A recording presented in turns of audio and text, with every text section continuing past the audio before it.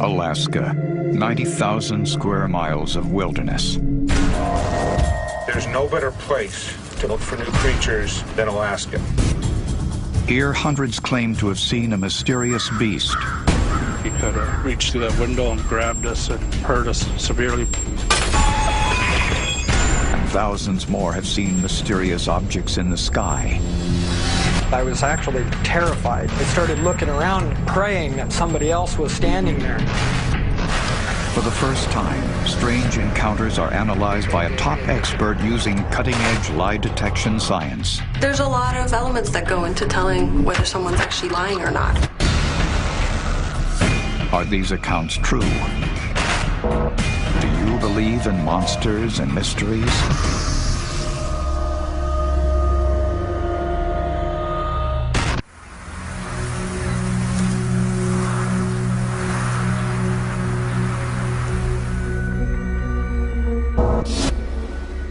My name is Thomas Fisher, and I've seen Sasquatch.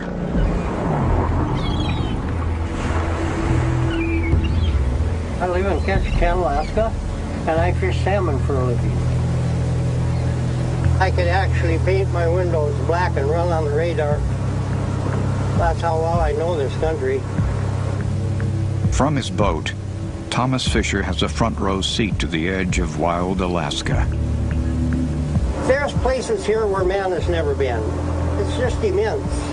I don't know, I think there's probably lots of things out there in the brush we don't know about.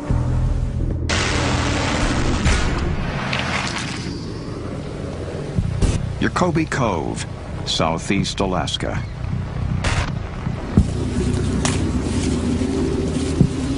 Thomas Fisher anchors his boat. He is done for the day.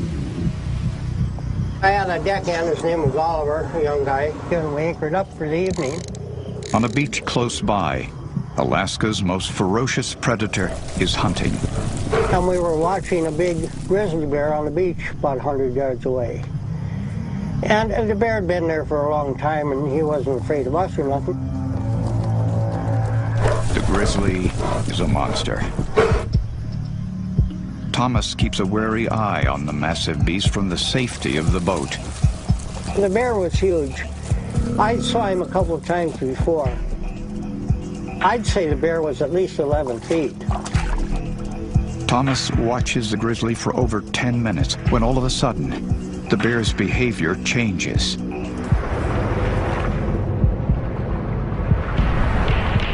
The bear freezes, seeming to sense danger.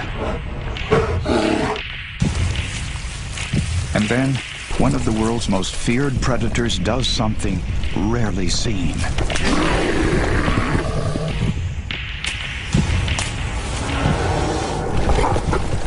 Runs away, fast. I think something really scared this bear, you know. He was flat moving when he hit the brush. He didn't just amble off, he was just gone. Never seen a bear act like that before. What could make Alaska's alpha predator turn and run? Off on the left side, this black object come out, which I thought at first was a bear. But it wasn't. It was walking on two legs like a man. And like the grizzly, this predator is not afraid of Thomas. And I walked about 50 yards out and just stood there and looked at us for about 15 seconds. Thomas is now face to face with a creature he has never seen, despite his 45 years in Alaska. It wasn't a bear because a bear cannot walk or run standing up. I knew it wasn't a bear. It looked just like a man, only it had hair. There's a lot of difference between looking at a man and a bear. You know, and this thing had all the features of a man, only it was all hair. And it was huge. It was at least 9 foot tall. The encounter is brief. It was a Bigfoot, just as plain as day. And he stood there probably 15 seconds. And then he ran about 100 yards into the timber. He did it so fast, it was just amazing. My deckhand looked at me and I looked at him. We said, what the heck did we just see? And we said, a Bigfoot. And Oliver, my deckhand, said, well, I'm not telling anybody. To this day, Fisher's deckhand will not speak about what he saw. But the old fisherman is very clear about the events of that evening. Definitely saw Sasquatch, and I'll stick by that till the day I die. And nobody will ever change my mind. Fisher's encounter takes place in the Alexander Archipelago. Off the coast of southeast Alaska, almost all of the 1,100 islands remain uninhabited, isolated from the mainland. And Thomas Fisher's Sasquatch sighting is just one of hundreds recorded across the region.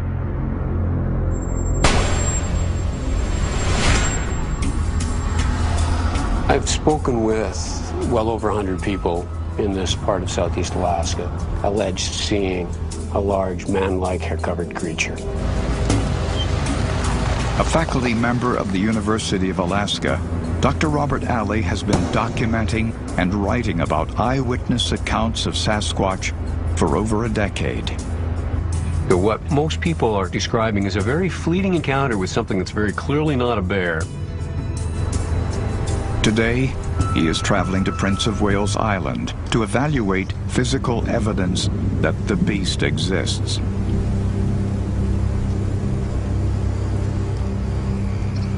I'm taking a hiking expedition up Cloak Mountain with Tlingit elder Al Jackson. Al Jackson has lived on Prince of Wales Island his entire life. For as long as he can remember, there have been accounts of massive creatures living here. Friends of mine told me when they're hunting, he was about 15 years old and he hunted with an elder. And the old man told him, if you're ever hunting up on Cloak Mountain, you have to watch out for those big black gorillas that live up there. He told them that he said they marked their territories by driving these blown down trees into the ground, upside down. In a clearing, two cedars weighing nearly 1,000 pounds stand inverted. Each cedar is driven 7 to 8 feet into the ground with roots facing skyward. The valley that we're looking at was logged in the early 90s. The trees were reported inverted back in the 1940s. Alley looks for evidence of heavy logging machinery. The 11-foot cedar has nothing other than very minimal marks on it. Even a grapple would have left some serious marks in order to place it in a completely vertical position. There's no evidence the trees are a hoax. The local legend is clear what they believe is responsible.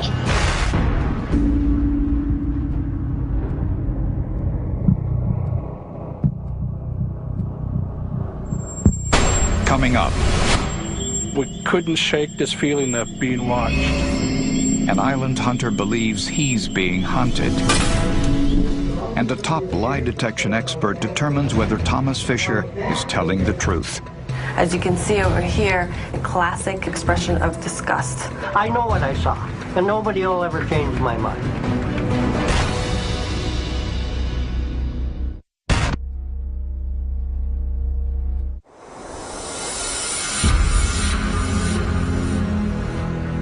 Alaska, the land of the great unknown.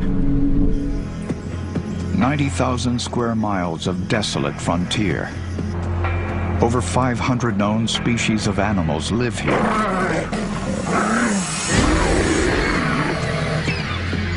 And Thomas Fisher is convinced that a large unknown predator, fierce enough to scare a man-eating grizzly, is on the loose. The bear was huge.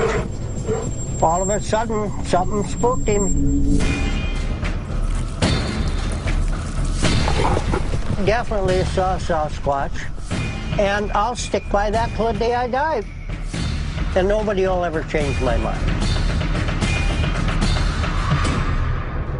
Fisher is one of hundreds of Alaskans who has reported an encounter with a Sasquatch. These people all generally have one thing in common.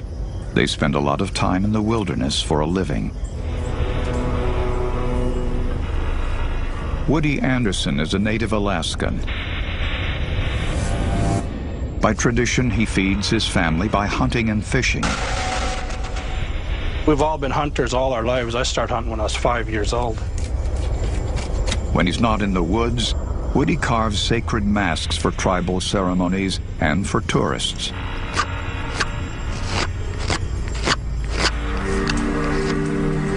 But only one thing puts the food on his family's table. I don't make a lot of money with my carving and stuff, so every day we eat salmon or deer meat. That's the food we feed our families with. That. We end up spending a lot of time out in the wilderness. He hunts nearby Prince of Wales Island. 100,000 acres of dense rainforest. The island of Prince of Wales is important to me because I've been hunting there all my life with my family, so I know the country. I've been up to the mountaintops and down in the valleys. With the Alaska winter closing in, Woody takes his last hunting trip of the year to the island.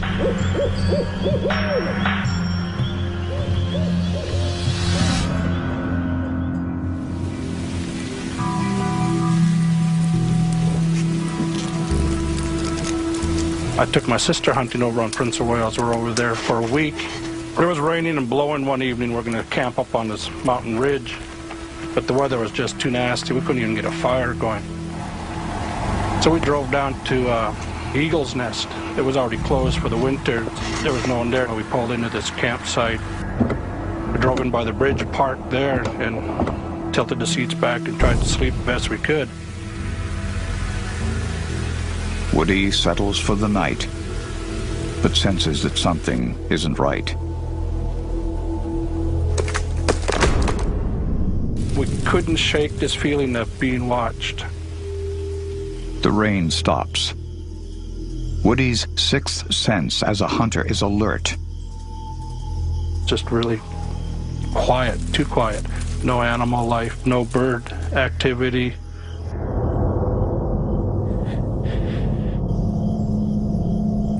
Woody can't believe what he's seeing. It grabbed me in the chest to fear. See something that big, that close. He was powerful. He's big shoulders on him. If he wanted to, I think he could have reached through that window and grabbed us and hurt us severely. But he didn't. It was one of those fight or flight kind of fear. You know, if you can get away, get away. If you can't, then you know you're going to have to fight for your life. That's how bad it was.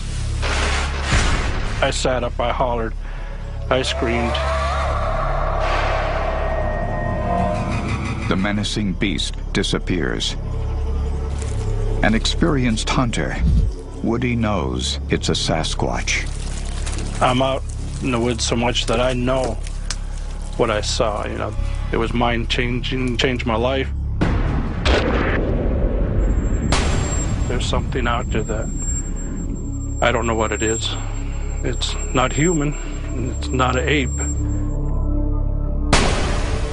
While neither Woody or Thomas have produced physical evidence of their encounters, one expert is determined to find the truth.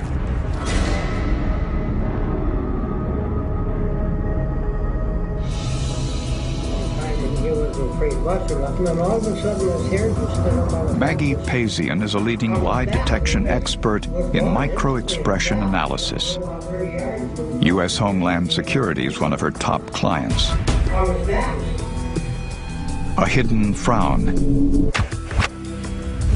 a raised upper lip.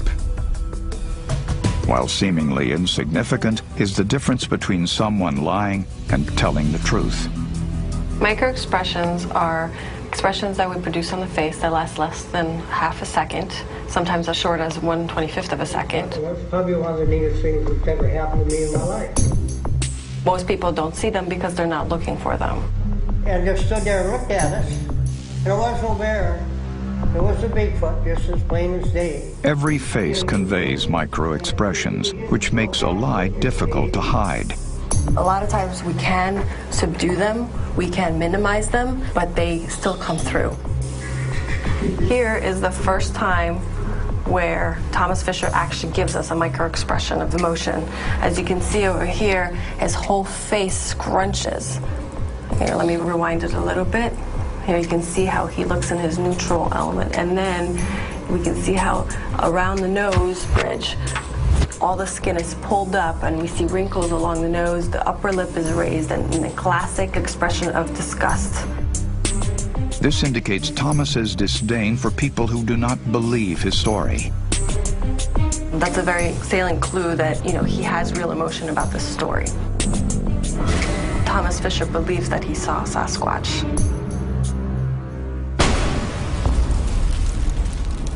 When I watch these interviews, I look for expressions produced by the subject that are contradictory to what they are saying.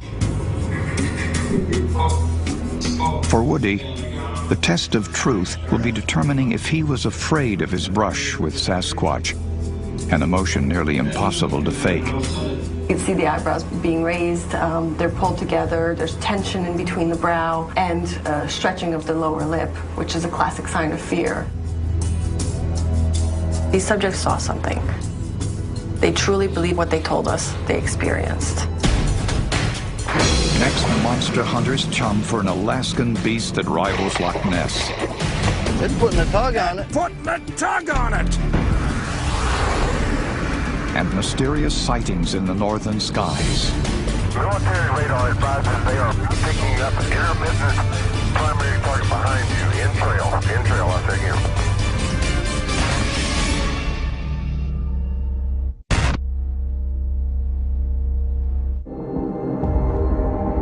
Alaska is home to more than 1 million lakes. Lake Iliamna is its largest, and it's almost 1,000 feet deep. Local residents believe a monster lurks beneath its surface. They see it from the water. We came up on it. I could see that it was bigger than the boat itself that we were in. They see it from the air. Just coming up on Pedro Bay, right where I saw the creature in the water here. Whatever it is, the unknown beast is massive. The lake is located at the north end of the Alaska Peninsula and is roughly the size of the state of Rhode Island. Across the lake, there have been dozens of reports of a monster. Witnesses describe a creature almost twice the size of a great white shark. Dull aluminum in color with rough bark-like scales. The creature swims with a side-to-side tail movement. Severed lines and torn nets indicate a powerful jaw and sharp teeth. What is lurking in the depths of Iliamna? Could a natural explanation for the monster exist? Military contractor and science writer Matt Billy has been studying the lake for years. The only freshwater fish large enough to fit the reports from Lake Iliamna is the white sturgeon. It does live at these latitudes. It can attain the sizes that are being reported, but there's never been a sturgeon caught in Lake Iliamna, so we don't have a solution yet to our mystery. Despite the many creature sightings, no one has tried to catch the Iliamna monster in almost 50 years. Until now. Tinny Headland makes his living hunting the wilds of Lake Iliamna. I'm a registered guide, licensed to hunt all kinds of big game. Moose, caribou, bear, sheep. I was 12 years old when I killed my first bear. Now Tinny is on a mission to catch an even bigger beast. I was raised on this lake. I've been hearing stories since far back as I could remember. And there's something here. It's a given. I mean, but what, we don't know. Somebody's going to catch it. I want to be the one. Today, Tinny is teaming up with local guide John Beckler in an attempt to catch the lake monster. The first order of business, get the bait ready. Chumming is standard fare for attracting known monsters of the deep, like sharks. To be successful, the nastier the better. We got quite a bit of blood and juice. I don't think there's a place on this lake they haven't seen something. Where we're going is, a lot of sightings up in there. John has spent years on the water and believes that its depth may be the key. There's only been so much research done on the lake as far as depths go.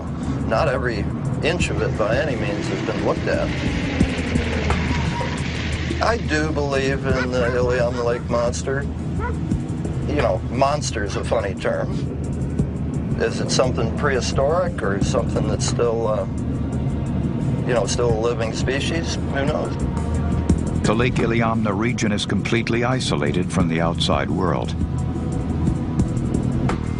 The largest boat available is a 26-foot, 400-horsepower Benz.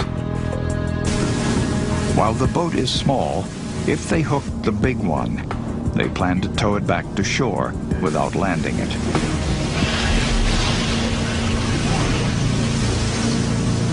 They're hoping to find a spot with a combination of water depth and a little protection from the wind and waves. I might motor up here into this bay a little farther and see if I can find a little deeper spot. At the edge of a large bay, they drop anchor and start chumming. Using large circle hooks, heavy Dacron line, a 6-foot braided steel leader and halibut rods, the gear can handle an 800-pound beast. Anything larger is going to be a dicey proposition. But the two are game for it and settle in to do what everyone who fishes does: wait.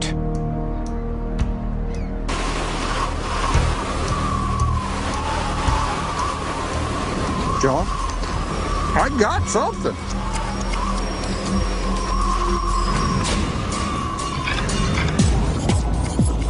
After an hour in the water, something hits Tinny's line. It's putting a tug on it. Putting a tug on it.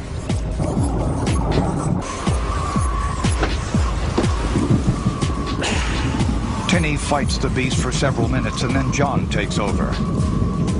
Ay, ay, ay. Something's moving. What we got? The pole is back in Tinny's hands as the beast heads for the stern. We're coming up with it, whatever it is. It's heading that way now. Dad, come, that thing's heavy. Yeah. And then as fast as it hits, it's gone. Hey, it got lighter. This thing, did it? You got hooked into... Oh! And it got tangled up in our other line. We lost it then. That is the biggest thing I ever had on a pole. Oh my God. Oh, man, that thing was heavy. That was heavy. I've reeled up some 200-pound halibut before. I was gonna say, I just come from halibut fishing, and I never had anything that heavy. No. It was trying to take the rod away from me. The two work fast to get bait back in the water. Behind it too. But the skies are now darkening. It's getting ugly. It's getting ugly. Can be ugly. We wanted to fish longer, after we lost that fish. But the weather on the lake, it can get so bad that you can't travel in a boat the size we were in. And it was coming. The lake is a man-eater. Tinny and John aren't taking any chances. On the average, probably 2 people a year die out on this water from, staying too late and boats capsizing. It's not a forgiving lake. You've got to respect it. It's a big water. Although this may be the one that got away, the two aren't giving up. We're saving up chum right as we speak to go back and do it again. Chum it up good and give it another try.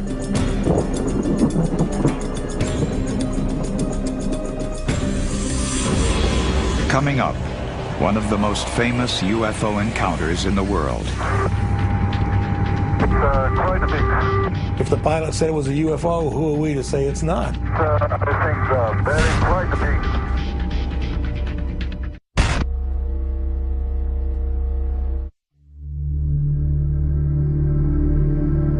Alaska winters are long and harsh. Darkness dominates up to 20 hours a day. And each winter, hundreds of Alaskans report seeing UFOs in the sky above.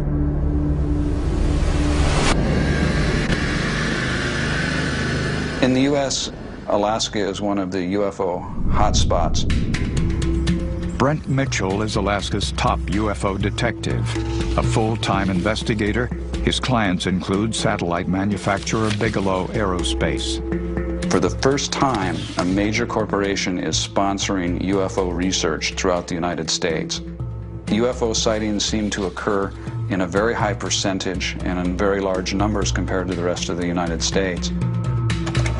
Brent lives outside of Fairbanks, where he catalogs hundreds of sightings every year. People who live here are instinctively looking at the stars because it's absolutely gorgeous. You have the aurora, you have meteor showers, so people are used to looking up. The most spectacular natural sight in the Alaska sky is the aurora borealis. The shimmering sheet occurs when hot ionized gases from space collide with Earth's magnetic field. Are the number of UFO sightings being driven skyward by nature's own alien lights? On occasion, the aurora sometimes brings out sighting reports from people who are not used to what they see. They try and interpret what they see in the aurora as something unearthly. Those are people who truly want to believe that they've seen something. But the most well-known close encounter involved a flight captain with 30 years' experience interpreting the sky. One of the most famous UFO cases anywhere in the world took place in Alaska. It begins as a routine cargo flight on November 17, 1986. A Japanese plane loaded with wine leaves Paris on the long haul back to Tokyo. But over Alaska, JAL Flight 1628 becomes anything but routine. This is the first time they've ever had radar data for more than a few seconds on a UFO.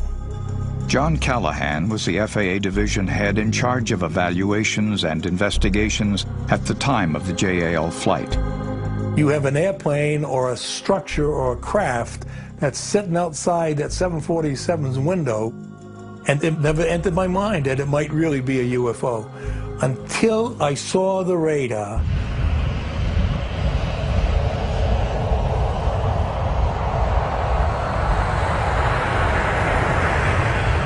Just after 6 p.m., Captain Kenju Terauchi and a crew of 2 enter Alaska airspace for the second leg of their journey, heading for Anchorage.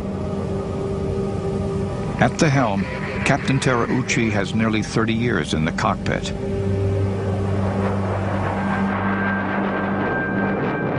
At 6:19 p.m., the crew sees something on the radar. Unable to see another plane outside the window, they ask the control tower to identify it. Anchorage Center, Japan Air 1628. Do you have any traffic? 11 o'clock above? Japan 1628 heavy, negative. Moments later, the crew sees a pair of lights on the horizon. Inside, we have 2 traffic in front of us, about a mile ahead. Anchorage Air Traffic Control still sees nothing.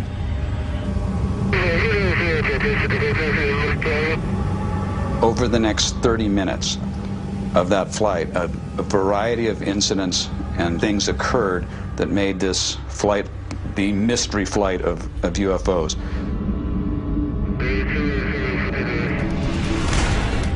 Coming up.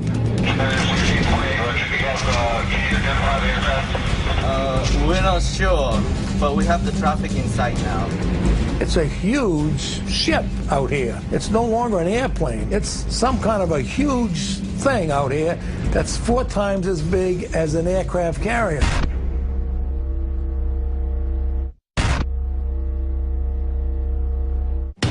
November 1986. As JAL 1628 approaches anchorage, the crew reports seeing strange lights. Over the next 40 minutes, one of the most famous UFO stories in the world unfolds over the skies of Alaska. The JAL transmission catches Anchorage Air Traffic Control off guard.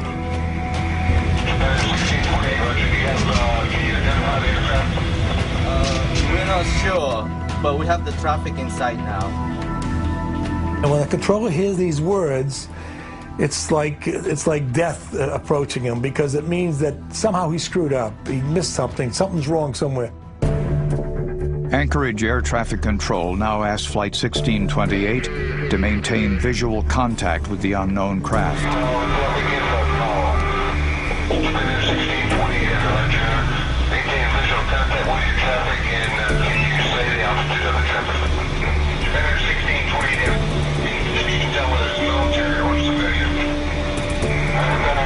We cannot identify the type, but we can see the strobo lights.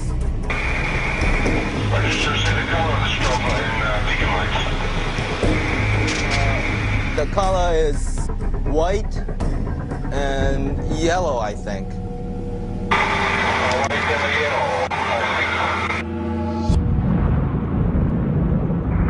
Quite a big. I think very quite a big. The captain is now seeing a massive, unidentified flying object.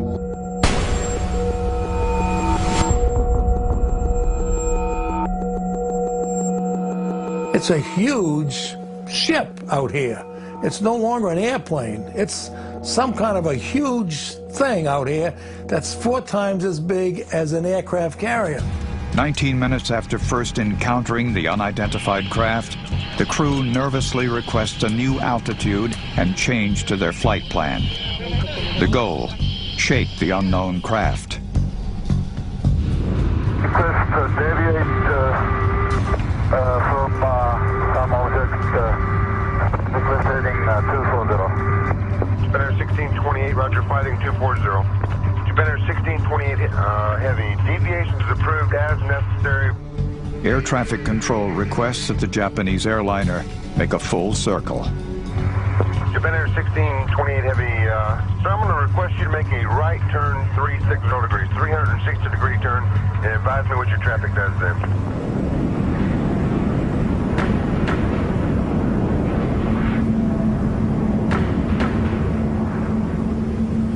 Spinner 1628, heavy. Sir, does your traffic appear to be staying with you? Disappears, Spinner 1628. Terauchi believes the unidentified object has disappeared.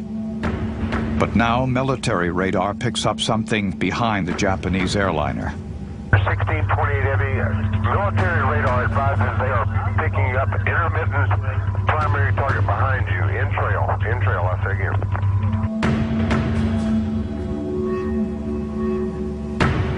So you have radar confirmation of the object, you have professional aviators reporting the object, and military radar spotted them behind and to the left of JAL flight. Air traffic control requests another jet close by, United Flight 69, to fly within sight of JAL and report any traffic. Center from United 69. The Japan airliner is silhouetted against a light sky. I don't see anybody around him at all. I can see his cockpit, but I sure don't see any other airplane.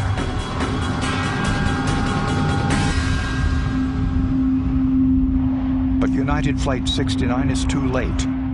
The craft has vanished. JAL 1628 continues on to its scheduled stop in Anchorage. Safe on the ground, Captain Terauchi's story makes it to the press. Within weeks, JAL is international news. This sighting was made by an airline pilot with 29 years of experience. The Federal Aviation Administration in this country began an investigation, and it ended today. The FAA report concludes that the pilot story cannot be confirmed. They determine that the second radar image is actually an echo of the cargo plane. But former FAA Department head John Callahan believes the official reports are wrong. Callahan's division investigated the radar and cockpit recording from the JAL flight. Well, a blind man could see that there was another aircraft or craft of some type there because it shows up on radar. It had to be some type of a craft. Callahan asserts the pilot's eyewitness account is independently confirmed by radar. Everybody had that target on the radar somewhere along the line. If the pilot said it was a UFO, who are we to say it's not? To this day, the flight captain maintains that he saw a UFO in the skies of Alaska. Coming up, a UFO encounter over Fairbanks. I looked up at it, and I was just standing there, and I was actually terrified. And a leading lie detection expert goes looking for the truth. The key elements in the face that we see are the eyes.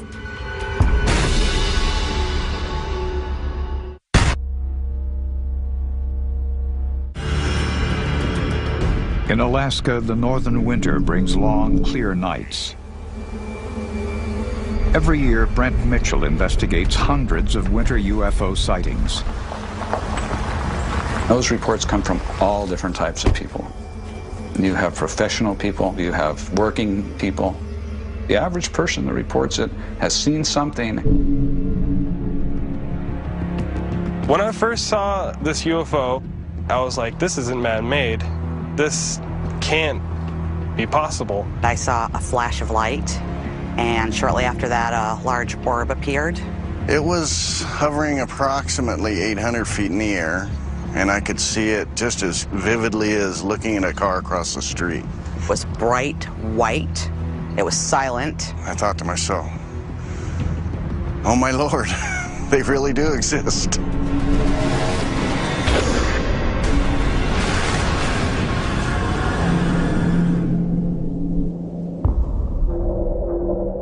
My name is William Smith, and I seen something I can't explain. I don't know what it was.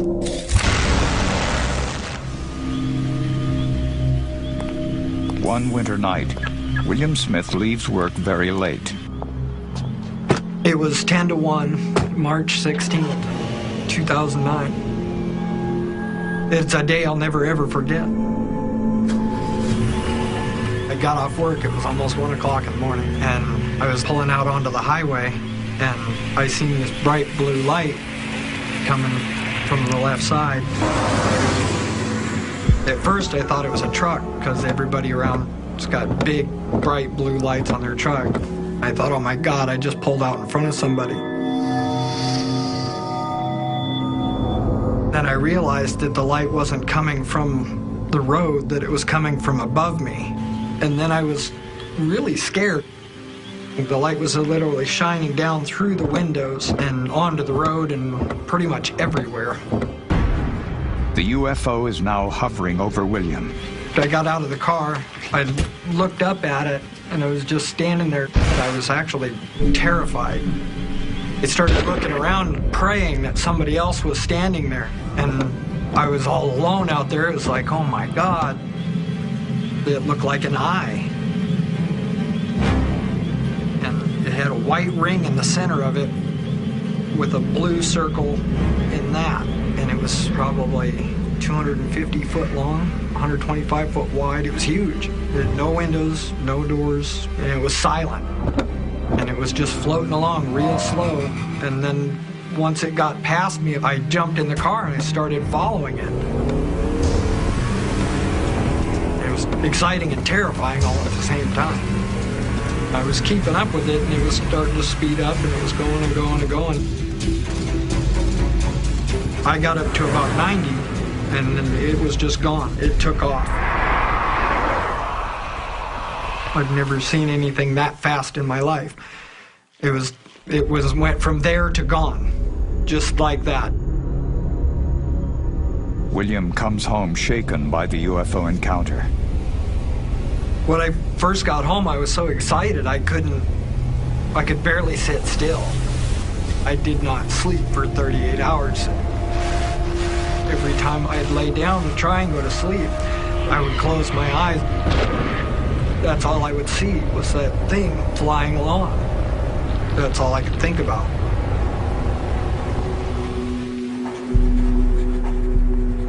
I know I will never ever forget what I seen that night. I will never forget it.